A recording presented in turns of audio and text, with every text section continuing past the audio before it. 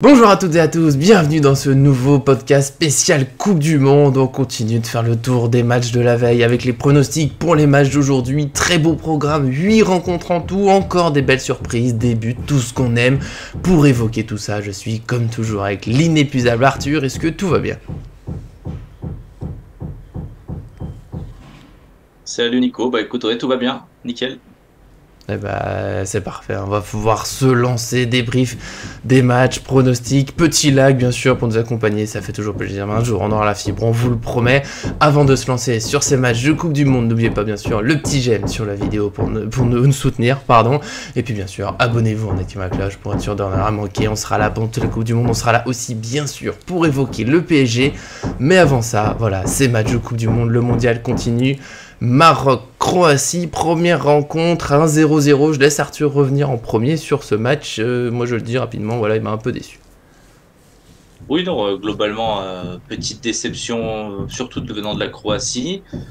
Maroc, j'ai trouvé qu'ils avaient fait de très belles choses sur le terrain, mais un petit peu comme c'était prévu, on va dire, comme j'imaginais un peu avant le match, c'est des attaques qui sont pas en super, voilà, il n'y a pas une super confiance non plus des deux côtés, donc j'avais misé un peu sur le milieu de terrain de la Croatie que j'ai trouvé un peu en dessous. Modric était en dessous, Brozovic pas terrible. Kovacic aussi. Donc voilà, ça a couché d'un match, on va dire, moyen, pas terrible, hein, parce que pas terrible dans le mauvais sens, hein, mais, euh, mais en même temps, voilà, il y a eu des belles choses, il y a eu de l'énergie. J'ai bien aimé quand même certaines phases du Maroc, c'était intéressant. Mais voilà, c'est deux équipes qui ne sont pas libérées, quoi. Oui, c'était... Il y a eu quelques belles phases de jeu, notamment côté Maroc, il y a eu quelques enchaînements intéressants. On sent qu'il y a un potentiel, mais il manque... Voilà, un buteur en pleine forme, et côté Croatie, l'attaque a même très peu existé, c'était compliqué, le milieu de terrain était en difficulté. Voilà, je les attendais plus forts, je pense que ça va être un peu compliqué pour eux cette année, à part s'ils arrivent à se réveiller. Mais on parlera après de Belgique-Canada, il y a une équipe qui m'a plus séduit dans tout ça, mais bon, pour l'instant, Maroc-Croatie, voilà, un petit 0-0, une petite surprise, on va dire, parce qu'on avait misé sur la Croatie. Voilà, pas le match dont on se rappellera pendant toute cette Coupe du Monde, c'était génial, c'est comme ça arrive. Match moyen, mais Maroc, voilà, je mets un petit potentiel quand même s'ils arrivent à trouver la faille pour mettre des buts, peut-être contre des équipes qui défendent moins bien que la Croatie. Ça au moins la Croatie l'a plutôt bien fait, ça peut donner voilà, une petite surprise, on sait jamais, un huitième de finale, soyons fous. Mais là on va passer bien sûr à la grosse surprise de la journée, la deuxième énorme surprise de cette Coupe du Monde. L'Allemagne qui perd contre le Japon 1-2, un match voilà pour moi assez fou parce que je suis parti de chez moi, j'ai pas vu la fin, en fait j'ai pas vu les buts du Japon, je suis parti 5 minutes avant, voilà, entraînement des petits, je devais partir, j'ai vu l'Allemagne dominer, j'ai vu l'Allemagne maîtriser globalement quelques comptes du Japon, mais voilà, l'Allemagne qui enchaînait les actions, les frappes, on en parlait déjà pendant le match, c'est fou qu'ils marquent pas plus, l'efficacité, la fameuse, ils arrêtaient pas de tirer au-dessus. Et vivement, ils ont fini par le payer, j'ai vu les buts, le Japon était réaliste, voilà, ils ont accéléré, ils ont contré, ils ont mis leur but, ils ont gagné. Une leçon pour l'Allemagne qui se retrouve un peu en difficulté dans ce groupe. Au moins c'était un match assez plaisant à suivre de ce que j'ai vu. Moi voilà, l'Allemagne du jeu de partout, ça déborde, ça dribble, ça passe, ça tire de loin, il y avait tout, il n'y a juste pas eu assez de buts. Voilà, et malheureusement dans le foot ça coûte cher. Oui, bah écoute, alors déjà, j'ai vraiment deux sentiments sur ce match. Déjà, bravo au Japon, parce que je trouve que c'est mérité finalement au regard du match. Alors, je vais m'expliquer, parce qu'évidemment, je suis d'accord avec toi, l'Allemagne a eu beaucoup d'occasions. Mais j'ai trouvé aussi l'Allemagne qu'elle jouait beaucoup vers l'arrière, qu'elle tentait pas. Voilà, il y a eu des phases, il y a eu quand même pas mal de phases où voilà, ça, c'était pas à fond. J'ai un moment, je me suis dit c'est pas à fond. Alors oui, il y a eu des moments, des grosses sections, on va dire d'attaque, et là, oui, c'était plaisant. On le savait qu'ils étaient capables de faire ça. Ils ont l'équipe, ouais, c'est quasiment le Bayern bis qui met, je sais pas combien de buts par match, donc forcément, il y a de quoi faire, mais je sais pas, il y a des moments, je me disais, ouais, ça joue un peu mou, alors qu'il y avait la possibilité d'appuyer sur l'accélérateur et ils le faisaient pas. Quand ils l'ont fait, bah, tu l'as dit, bah, tout est passé à côté, hein, je sais pas combien, 20, 25, 22 frappes avec bah, juste une cadrée, c'est le penalty. Enfin, nous, Ouais, j'ai vu un moment, c'était à 20 c'est le tirs penalty. 6 cadrés, je crois. Ouais, 20 tirs, 6 cadrés, et le seul but, c'est un penalty, donc c'est pour dire. Mm. Mais écoute, le Japon, j'ai beaucoup apprécié parce ils sont passés à 5 offensifs avant le premier but qu'ils mettent. Ils ont vraiment modifié leur tactique, ils ont joué crânement leur chance, ils ont réussi à marquer ce but Ensuite, ils ont marqué le deuxième. Et cette adaptation, cette capacité, on va dire, à ce football moderne, on va dire, où voilà, il y a beaucoup de polyvalence et il y a une certaine logique, quoi. On va en parler peut-être après pour Belgique-Canada ou même peut-être pour d'autres matchs qu'on a déjà pu voir dans cette Coupe du Monde. Tu perds 1-0, c'est la Coupe du Monde. Il faut à tout prix l'emporter. Il faut à tout prix aller chercher la victoire. Et du coup, c'est ce que le Japon a fait en allant chercher cette victoire, en jouant à fond. Et voilà, c'est ce qui m'a plu, c'est de voir une équipe qui donne tout, qui se dit, bah, je vais gagner. Oui, bah c'est un peu comme l'Arabie Saoudite, hein, même si j'ai trouvé l'Allemagne plus forte que ce qu'on a vu de l'Argentine, c'est un peu le même scénario d'une équipe. Voilà, bah, faut mettre ses occasions, faut jouer à fond, faut punir l'adversaire. On connaît bien ce scénario avec le PSG, malheureusement on est un petit peu habitué, mais bon voilà, là c'est tombé sur l'Allemagne. Va falloir se relever, rien de facile, parce que le prochain match c'est contre l'Espagne, et l'Espagne, alors nous on s'attendait à une petite victoire contre le Costa Rica, parce que l'Espagne a du mal à finir ses occasions ces dernières années. Je dois être honnête, j'ai pas vu le match, il me semble que t'as vu qu'un petit bout, on va pas faire un débrief complet, mais voilà, c'est allé dans un seul sens, 7-0 contre le Costa Rica, alors d'après les chiffres, hein, je crois que c'est autour de 80% de possession de balles, beaucoup de tirs à 0, le Costa Rica on le savait que c'était faible, je pensais qu'il tiendrait quand même un peu plus, que l'Espagne aurait plus de mal à marquer, mais bon Navas visiblement n'a pas pu être magique, il a peut-être été un petit peu trop seul, et puis l'Espagne qui a peut-être réglé certains de ses soucis, même si encore une fois voilà, c'était contre le Costa Rica, ça reste à confirmer, mais ça va leur faire du bien de mettre beaucoup de buts, donc attention à l'Espagne qui a l'air quand même d'avoir une certaine forme pour la suite. Bah écoute, 3-0 après très peu de minutes de jeu, finalement, le Costa Rica a baissé les bras et puis l'a fait jusqu'à la fin du match, hein, parce que ils auraient pu resserrer les vis s'ils l'ont pas fait. Alors comme t'as dit, j'ai juste vu la fin du match et évidemment toutes les actions rentraient, donc forcément hein, c'est le genre de match où tu peux pas trop analyser. Mais pour revenir sur l'Espagne, ouais, l'Espagne c'est à double tranchant, prochain match contre l'Allemagne. Ils gagnent, ils sont qualifiés, ils éliminent l'Allemagne, voilà. Oui, oui, Et si par contre l'Allemagne gagne, du coup fin de groupe incroyable. c'est vrai. Donc le prochain match France-Allemagne, en tout cas moi je parierais pas dessus. Hein. Non, non, on va se méfier, mais c'est vrai que ce Allemagne-Espagne du coup va être passionnant, parce que l'Allemagne jouera sa place en Coupe du Monde, l'Espagne en perdant peut se retrouver un peu en difficulté, parce que attention au Japon après, faudra suivre aussi le résultat du Japon, parce que s'il gagne, non, il sera très très bien placé pour se qualifier, il sera même quasiment qualifié, donc voilà, un groupe, voilà, une surprise, c'est beau, je suis impatient de voir ce Allemagne-Espagne, qu'est-ce que ça va donner, est-ce que l'Espagne pourra confirmer, est-ce que l'Allemagne pourra se relever, voilà, on a déjà de belles choses, et on a eu aussi des belles choses hier soir, même si moi je suis triste, je suis déçu, je suis dépité, parce que le Canada, on croyait en eux, ils étaient capables de battre la Belgique, ils ont eu énormément d'occasions. De toute façon, c'était la journée leçon d'efficacité. Voilà, l'Allemagne n'a pas été efficace, ils ont perdu. Le Canada a beaucoup d'occasions, un penalty qui rentre pas, peut-être un penalty à accorder, une action très bizarre au niveau de l'arbitrage. Mais au final, c'est la Belgique qui gagne 1-0. Voilà, ils n'ont pas eu beaucoup d'occasions, mais ils l'ont mise dedans. Et à un moment, le foot, froidement, ça se résume à ça. C'est l'équipe qui met le plus de buts. C'est la Belgique. Mais moi, l'équipe que j'ai adorée sur ce match reste le Canada. Alors, parfois c'est un peu brouillon, mais voilà, il y a de l'énergie, ça crée, ça va un peu dans tous les sens parfois. Moi j'aime bien ces équipes où on y va, on essaye. Après, à un moment, il faudrait réussir pour gagner le match. Donc attention quand même au Canada pour le prochain match, hein, Maroc et Croatie, je sais pas dans quelle heure, mais voilà, pour ces prochains matchs, je vais encore vouloir les voir. Je vais voir s'ils peuvent continuer, confirmer, marquer leur but. La Belgique, j'avoue, je le dis, j'y crois pas trop à ce qu'ils aillent loin, parce que ça a quand même été très difficile. Alors j'ai bien aimé le Canada, c'est pas non plus, voilà, pour notre référence, qu'on en parlera après, le Brésil, donc je vois pas la Belgique aller très très loin, ils ont été au niveau à peu près où je les attends, c'est-à-dire que oui, il y a encore des bons joueurs, mais voilà, ça va être compliqué je pense pour eux cette année. Je suis pas sûr qu'ils aillent loin, mais bon, ils ont gagné ce match, ça fait déjà 3 points, donc c'est un pas vers la qualification. C'est toujours la même recette avec la Belgique. Voilà, il y a De Bruyne, il y a Hazard, il y a toujours un peu. Alors De Bruyne exceptionnel, toujours. Hein, c'est toujours un joueur très intéressant, mais du coup, il a pas il a pas le même matériel qu'à Manchester City. Donc forcément, on voit quand même une différence. Moi, j'ai pas du tout aimé la Belgique. J'ai trouvé que ça tentait même pas il y avait pas de pressing. C'était mou. J'ai trouvé que le Canada faisait ce qu'il voulait. À la place du Canada, tu mets n'importe quelle équipe qui a un buteur ou un Mbappé, on va dire, hein, parce que Mbappé c'est un des rares joueurs capables de changer le cours du match comme ça, lui tout seul. En tout cas, de ce que j'ai vu jusqu'à là. tu mets un joueur comme ça, la Belgique, elle n'existe pas. Donc pour moi, oui, la Belgique doit se reprendre à tout prix, sinon ça passera jamais. Mais comme tu l'as dit, le foot, c'est froid. Hein, c'est la Belgique qui marque. Contre le cours du jeu, je crois qu'il y a 24 frappes à 7 ou un truc comme ça. Il y a, moi, j'ai adoré le Canada, cette énergie, ce pressing en individuel en première mi-temps, surtout, qui était vraiment de grande qualité, où chaque joueur canadien prenait des risques, allait au pressing en individuel, au risque justement de se faire perforer, parce qu'après tu fais passer le ballon devant, tu mets à De Bruyne.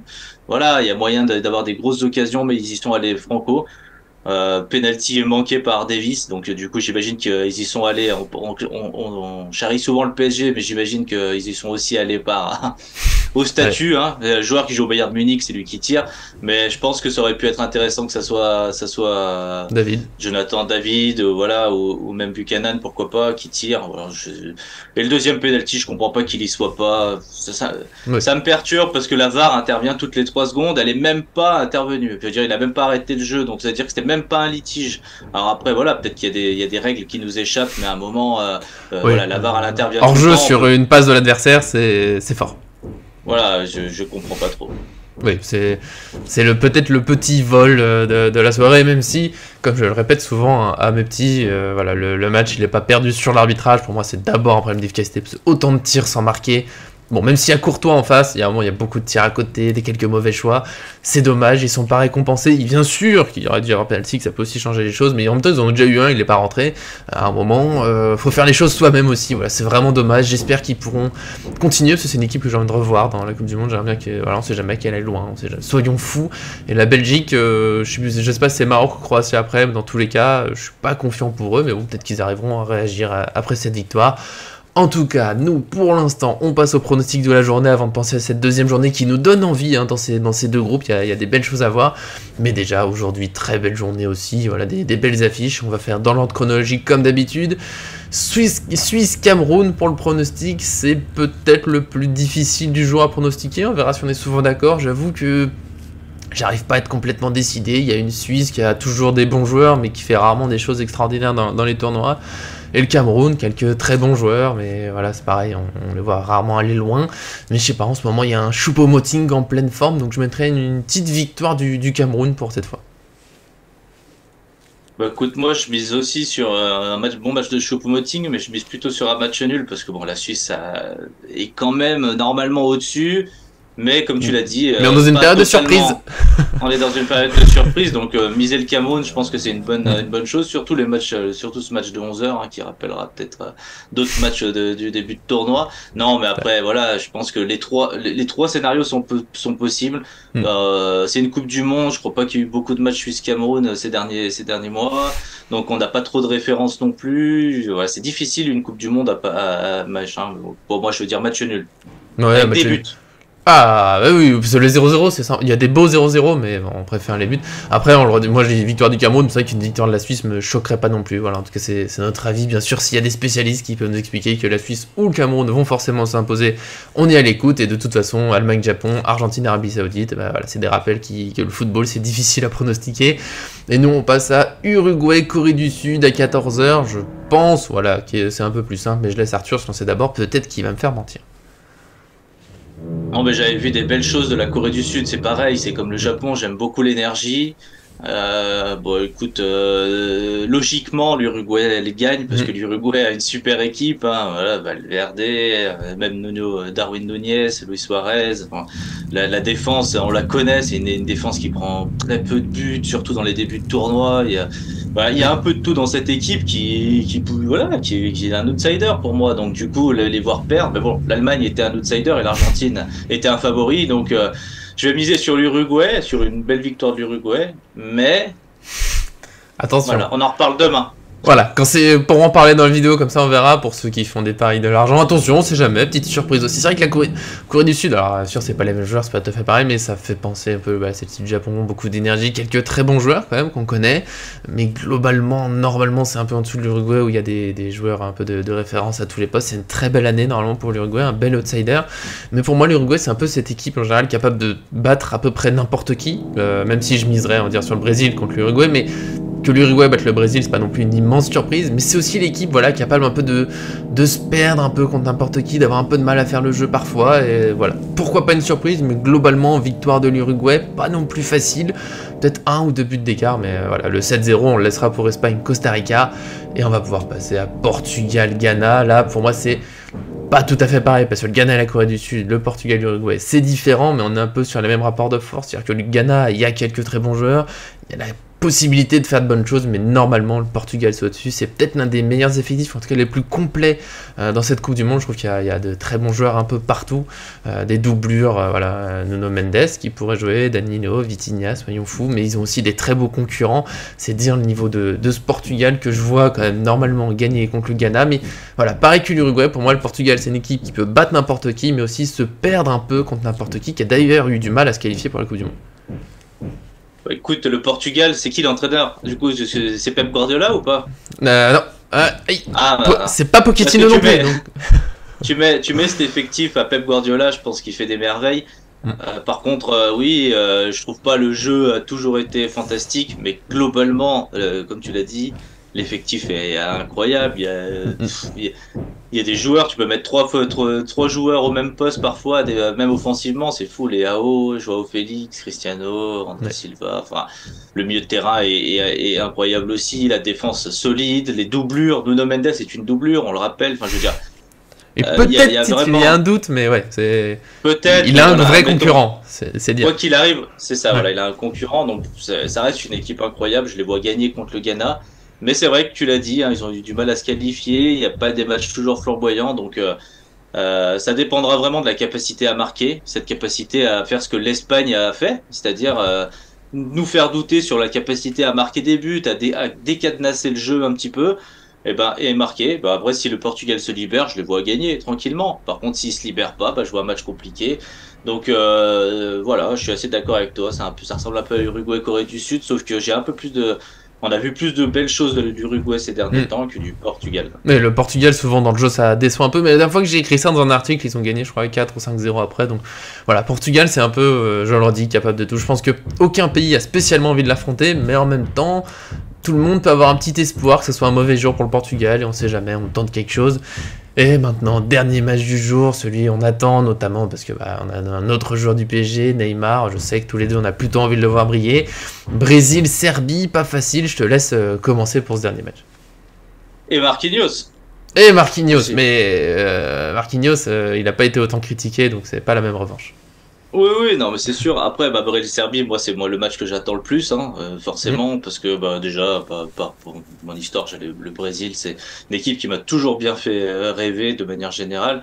Cette année encore plus, parce qu'ils reprennent des vieux principes du football, c'est-à-dire un peu tout pour l'offensive, et du coup, ça me plaît cette histoire de 5 attaquants, cette histoire de Casemiro seul au cœur du jeu pour arrêter. Alors, ça va être à double tranchant, ça peut être ça passe ou ça casse, mais évidemment que ce que j'aime dans ces rapports de force, c'est qu'évidemment que la Serbie a une très belle équipe et va pouvoir aussi faire des belles choses. Donc ça, je suis bien conscient. Mais d'un autre côté, est-ce que la Serbie va se livrer face à l'attaque qu'il va y avoir derrière?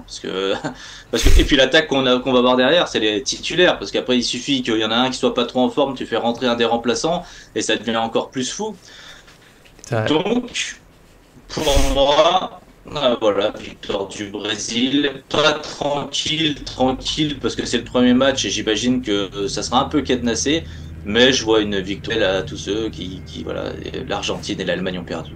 Oui, voilà, non mais ces deux matchs poussent à la prudence. Plus la Serbie, alors on verra Suisse-Cameroun pour mieux les juger, mais Serbie c'est peut-être la deuxième, enfin c'est ceux que je vois en deuxième à la base quand je vois ce groupe. Donc pour le Brésil, pas facile comme façon de démarrer, mais au moins c'est une façon de pas prendre le match à la légère. Ils savent que la Serbie, il y a de très bons joueurs. S'ils sont pas à leur meilleur niveau, ça peut mal se passer pour de vrai, mais en même temps le Brésil, depuis des mois, c'est fort, c'est vraiment très fort. Et tu l'as dit, ils vont jouer avec le style brésilien, ça passe ou ça casse. Alors on sait que Neymar fait des efforts défensifs, certes, puis il y a une belle défense. Casemiro, on dirait Thiago Silva, Marquinhos, il y a pire pour assurer les arrières. Mais en même temps, il y a quand même beaucoup d'attaquants prévus sur le terrain. Mais tant mieux, c'est le Brésil, ça joue comme ça y va. Comme tu l'as dit, ça peut aussi faire peur à l'adversaire, parce que si on monte trop, qu'il y a Neymar qui est à la passe pour l'un des 4 autres joueurs offensifs du Brésil, ça peut faire très mal. Voilà, on espère en tout cas. Là, je pense un beau spectacle, plutôt une victoire du Brésil, ça serait globalement la logique. C'est peut-être l'équipe la plus attendue dans cette Coupe du Monde. Donc on verra comment ça se passe. Après, voilà, c'est le football, ça peut aller très vite. Encore une fois, méfiance quand même de la Serbie. Je vois pas un 3-4-0. Voilà, peut-être 2 buts d'écart maximum encore. Voilà, un match pas facile, même si avec un but d'écart, je serais pas complètement choqué. Mais le Brésil, un peu au-dessus. En tout cas, tout ça, c'est notre avis. Encore une fois, dans les commentaires, bien sûr, donnez vos avis sur les matchs hier, sur les pronostics du jour. On sait que c'est jamais facile. On a vu, encore une fois, que le foot peut surprendre énormément, notamment en Coupe du Monde. Mais c'est ça qu'on aime avec ce sport. Et nous, on se retrouvera évidemment demain. Mais avant ça, évidemment, comme toujours, merci à Arthur d'être venu. Ça fait plaisir. On parle football, ça fait du bien. Merci à toi, et puis on va voir ce qu'on peut regarder aujourd'hui comme match. Hein. Portugal-Ghana, je le d'avance, ça va être compliqué. Brésil-Serbie, je vais faire le maximum. On verra tout ça demain, comment on s'en sort. Et tu remarques, en ce moment, alors il n'y a pas de PSG, ça nous manque, mais au moins on parle beaucoup moins de polémique. Et moi, ça me fait du bien de parler terrain, tous ensemble. Ça fait plaisir. Et à demain pour une nouvelle vidéo.